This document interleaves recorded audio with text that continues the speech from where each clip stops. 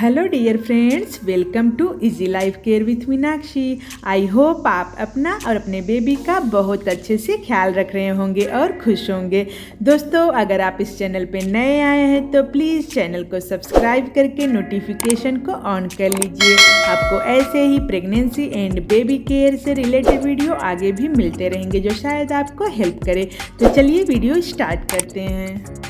दोस्तों, आज की वीडियो का जो टॉपिक है कि हम अपने बेबी का मसाज कब से करना स्टार्ट करें और हमारे बेबी के लिए कौन सा मसाज ऑयल सबसे अच्छा रहेगा, और भी कुछ ज़रूरी टिप्स जो मालिश से जुड़े हुए हैं जो आपको जानना बहुत ज़रूरी है।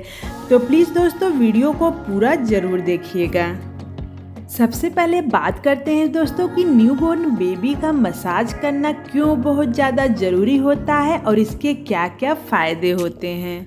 तो बेबी के शारीरिक और मानसिक विकास के लिए मालिश बहुत ज़रूरी मानी जाती है। यही वजह है कि भारत में खास तौर पर शिशु की मालिश की परंपरा सदियों से चली आ रही है। मालिश से बच्चों को काफ़ी आराम मिलता है और उन्हें अच्छी नींद आती है। इसके अलावा भी मालिश के बहुत सारे फ़ायदे हैं। बहुत सारे रिसर्च बताते हैं कि मालिश करने से बच्चे के शरीर में खुशी उत्पन्न कराने वाला हार्मोन ऑक्सीटोसिन स्रावित होता है, जिससे बच्चा अच्छा महसूस करता है और उसकी चिड़चिड़ाहट कम होती है। इसके अलावा मालिश से बच्चे की मांसपेशियों को भी काफ़ी आराम मिलता है। इसके अलावा मालिश से शिशु का नर्वस सिस्टम भी उत्तेजित होता है, रक्त संचार दुरुस्त होता है और पाचन संबंधी परेशानियां कम होती हैं। दोस्तों, अब बात करते हैं कि हमें अपने बेबी का मसाज कब से करना स्टार्ट करना चाहिए। तो आमतौर पर नवजात शिशु की मालिश करने की शुरुआत नवजात शिशु के जन्म के 1 महीने के बाद होता है। शिशु की त्वचा 1 महीने बाद ही मालिश बर्दाश्त कर पाती है। शिशु की त्वचा जन्म से 1 महीने के दौरान बहुत ही नाजुक होती है और बच्चे का नाभि ठूंठ का घाव भी 1 महीने के दौरान भर जाता है। बच्चे की नाभि के घाव सूखने तक बच्चे की मालिश नहीं करनी चाहिए। दोस्तों, यहाँ ये जानना बहुत ज़रूरी हो जाता है कि हम लोगों के यहाँ ज़्यादातर होता है कि जो घर के बड़े होते हैं, जब बेबी पैदा होता है 2 दिन का ही होता है कि मसाज करना स्टार्ट कर देते हैं, जो कि बहुत ही गलत होता है। लेकिन मेरे साथ भी पर्सनल एक्सपीरियंस है मेरे साथ भी यही हुआ था। मुझसे बड़ी थी आई थी जो, उन्होंने मेरी बेटी जब 2 दिन की ही हुई थी मसाज स्टार्ट कर दिया था और मैं कुछ बोल भी नहीं पाई। अगर आप उनसे कुछ बोलेंगी भी तो वो बता देंगी आपको कि उन्होंने 5-6 बच्चों को संभाला है और सब लोग बहुत फिट हैं। फिर जब भी मेरी बेबी का मसाज होता था बहुत ज़्यादा रोती थी, मुझे बहुत ज़्यादा दुख होता था, पर मैं कुछ बोल नहीं पा रही थी। फिर जब मेरी बेटी को जुकाम हो गया तो मैंने मना कर दिया कि डॉक्टर ने अभी मना किया है कि अभी मसाज नहीं करना है। लोगों को बुरा भी लगा, लेकिन मुझे अपनी बेबी को स्वस्थ रखना ज़्यादा ज़रूरी लगा। किसी को अच्छा लग रहा है, किसी को बुरा लग रहा है, ये कोई मायने नहीं रखता है। तो अगर आपके यहाँ भी ऐसा है कि पैदा होते ही बच्चे की मालिश स्टार्ट हो जाती है तो प्लीज़ उनसे मना कर दीजिए कि डॉक्टर ने अभी मना किया है। आपको कम से कम 1 महीने के बाद ही मसाज स्टार्ट करना चाहिए, नहीं तो 15 दिन तो बहुत ज़रूरी है कि आप मसाज ना करिए। तब तक बेबी स्वस्थ हो जाता है, उसके बाद ही करिए। मैं अपनी बेबी का फिर दोबारा से 25 दिन बाद ही स्टार्ट की थी मसाज करना और अपने से करती थी। अब बात करते हैं दोस्तों, नवजात शिशु की मालिश करने के लिए कौन सा समय सबसे अच्छा होता है। तो जब आपका नवजात शिशु जन्म के 1 महीने पूरा कर ले, इसके बाद आप दिन भर में किसी भी समय आप अपने शिशु की मालिश कर सकती हैं, मगर ध्यान रहे आपका बच्चा थका हुआ ना हो, ना ही भूखा होना चाहिए। जब आप अपने नवजात शिशु की मालिश करें, ध्यान दें कि एक ही समय पर हो, जिस समय पर आप अपने शिशु को रोज मालिश करती हैं। जब आप अपने बेबी की मसाज का टाइम, उसके नहाने का टाइम, ब्रेस्ट मिल्क कराने का टाइम और सोने जागने का समय सब एक निश्चित समय पर करेंगी तो आपका शिशु भी इसके लिए तैयार रहता है और इसके लिए आनंद और खुश भी रहेगा। अब बात करते हैं दोस्तों नवजात शिशु की मालिश करने से पहले कौन सी तैयारी करना आवश्यक होता है।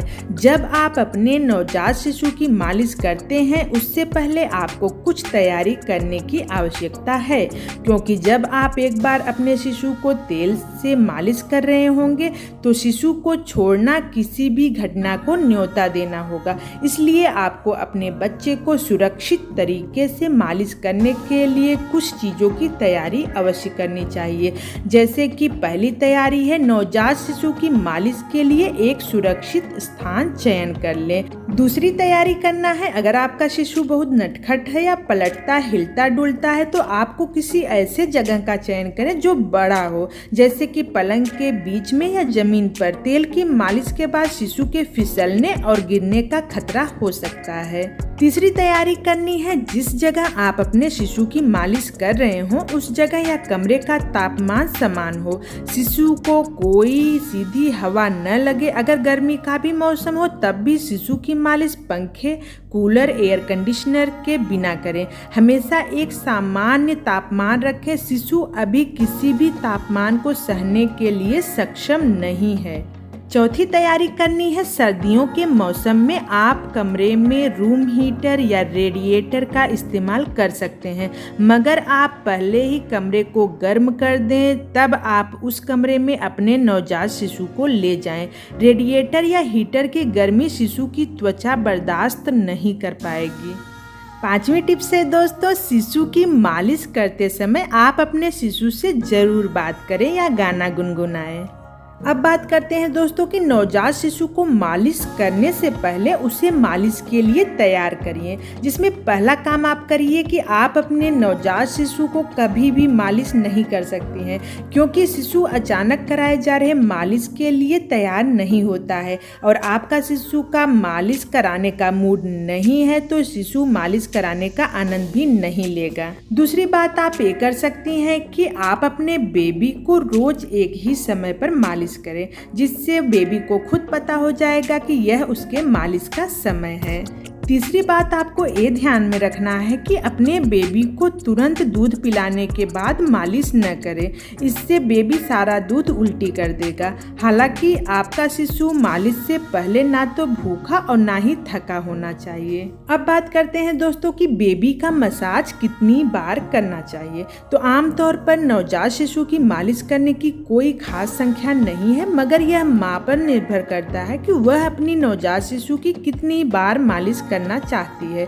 आपके पास अपने नवजात शिशु को मालिश करने के लिए कितना समय मिलता है और आपका नवजात शिशु कितना आनंद मालिश कराने में लेता है। मैं आपको अपना एक्सपीरियंस बताऊं दोस्तों, तो मैंने अपनी बेबी का 6 महीने तक 2 बार मसाज किया था, उसके बाद मैंने 1 बार किया। तो अगर आपके पास टाइम है तो बिल्कुल आप 2 बार मसाज कीजिए, बहुत ही अच्छा होता है। अगर नहीं टाइम है तो 1 बार तो ज़रूर करिए दिन भर में और बहुत अच्छी तरह से करिए। अब बात करते हैं दोस्तों कि बेबी के मसाज के लिए सबसे अच्छा तेल कौन सा है। तो मेरी बेबी जब ठंडी में हुई थी तो मैंने 1 महीने तक सरसों के तेल में अजवाइन और लहसुन गरम करके उसको लगाया था। उसके बाद मैंने ओलेमेसा ऑयल यूज़ किया था, बहुत ही अच्छा रिजल्ट रहा है इसको मेरे डॉक्टर ने मुझे बताया था ओलेमेसा ऑयल, और ये बहुत ही अच्छा रिजल्ट दिया और मेरी बेबी के स्किन को बहुत ही स्वस्थ रखा। और आप इसको बिल्कुल यूज़ करिए। मैंने उसके बाद जब भी मैंने मसाज किया 1 साल तक ओलेमेसा ऑयल ही यूज़ किया। ये बहुत ही ज़्यादा बेनिफिट देगा, आपके बेबी के स्किन को स्वस्थ रखेगा। और दोस्तों जब भी अपने बेबी का आप मसाज कर रहे हैं तो हमेशा हल्का सा तेल को गरम करके ही मसाज करिए, गुनगुने तेल से।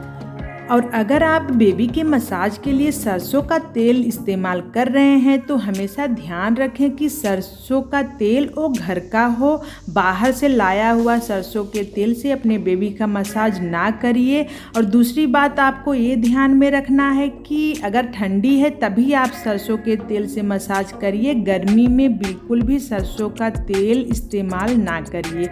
ओलेमेसा बहुत ही अच्छा तेल होगा आपके बेबी के स्किन को हेल्दी रखने के लिए। और आपको एक बात ये भी ध्यान में रखना है कि अक्सर ठंडी में जब सरसों के तेल में लहसुन अजवाइन वगैरह बॉईल करते हैं अच्छे से, उसके बाद उससे मसाज करते हैं, तो उस तेल को आप अपने बेबी के सिर में ना लगाइए, क्योंकि बालों के लिए ये बहुत ही ज़्यादा नुकसान करता है। तो दोस्तों, ये था बेबी के मसाज से जुड़ी हुई कुछ बातें जो आपको जानना बहुत ज़रूरी था। तो आई होप आपको ये वीडियो पसंद आया होगा। अगर आपको कुछ भी हेल्प मिला हो तो प्लीज़ लाइक शेयर सब्सक्राइब ज़रूर करिएगा। फिर मिलते हैं दोस्तों ऐसे ही हेल्पफुल वीडियो के साथ। तब तक के लिए टेक केयर, बाय बाय।